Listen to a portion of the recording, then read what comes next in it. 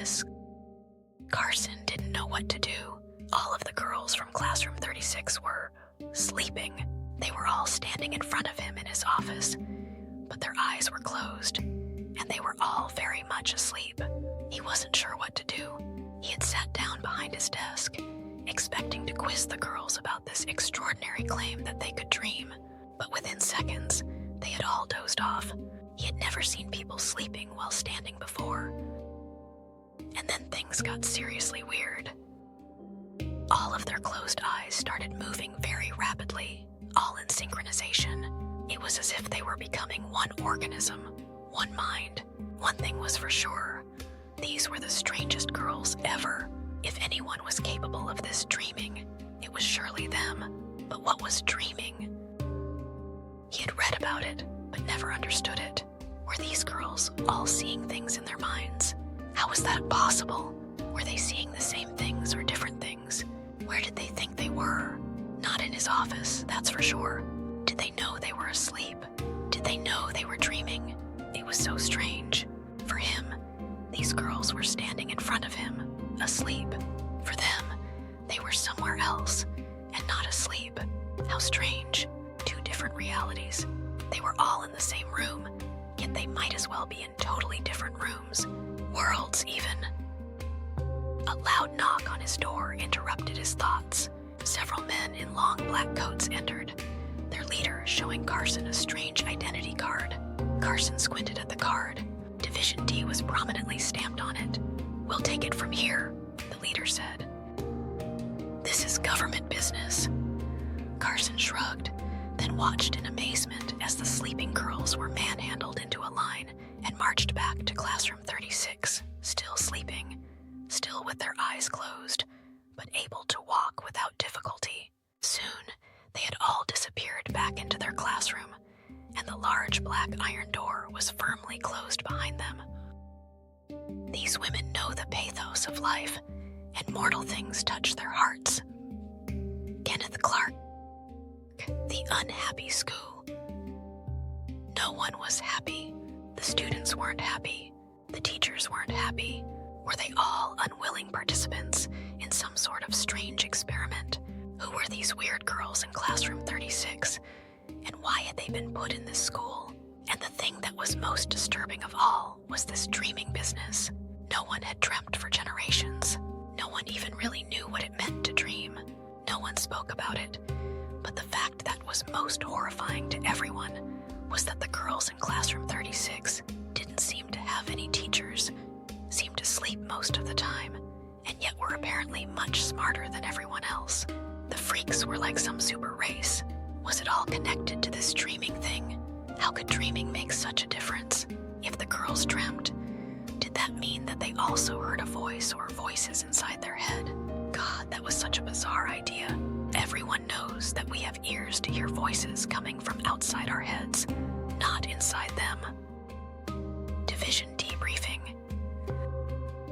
The central phenomenon was not the ability to individually dream, although that was startling enough. The children engaged in extremely powerful shared dreaming. They were more or less telepathic.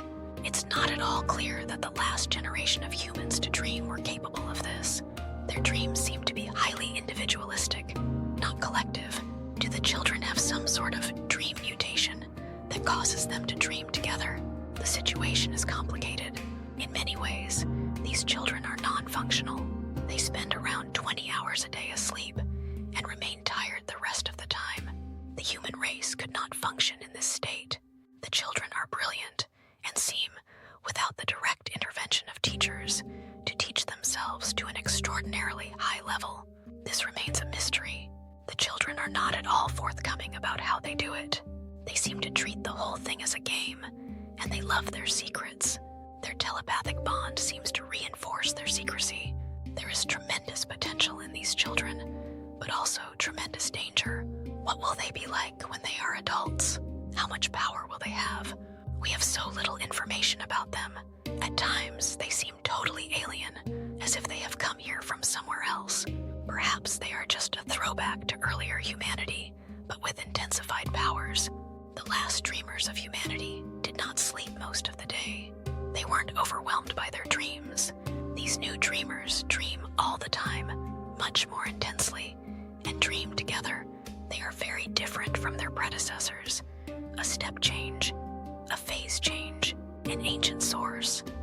was once a group of people controlled by the moon. These people, the moon-eyed people, lived in the southern Appalachians. They had very pale, perfectly white skin. They got the name moon-eyed because they couldn't see in daylight. The sun blinded their sensitive eyes, so they were strictly nocturnal and took to living in underground caverns. No one knows what happened to them. Another source says there was once a phenomenon called bicameralism.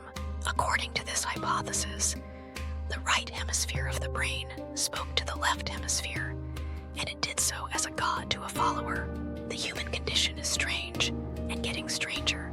The elimination of voices and images from the human mind was once regarded as a great leap forward. There was a dramatic reduction in crime and mental illness. The children of Classroom 36 have now proved that images and sounds inside the head can lead to stupendous increases in IQ, but at the expense of physical activity.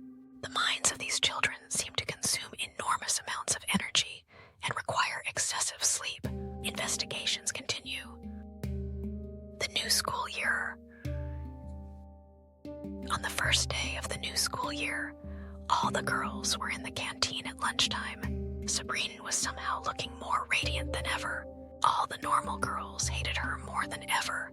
This dreamer, whatever that meant, many of them went up to her and pushed her. Amazingly, for the first time ever, she pushed them back.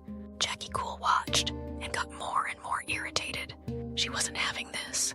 She promptly strode over and pushed Sabrine as hard as she could, making her fall to the ground. "Well, are you going to push me back?" Jackie taunted. "I'd never be horrible to you," Sabrine said. Jackie was taken aback. "But I hate you, freak. Don't you get it?"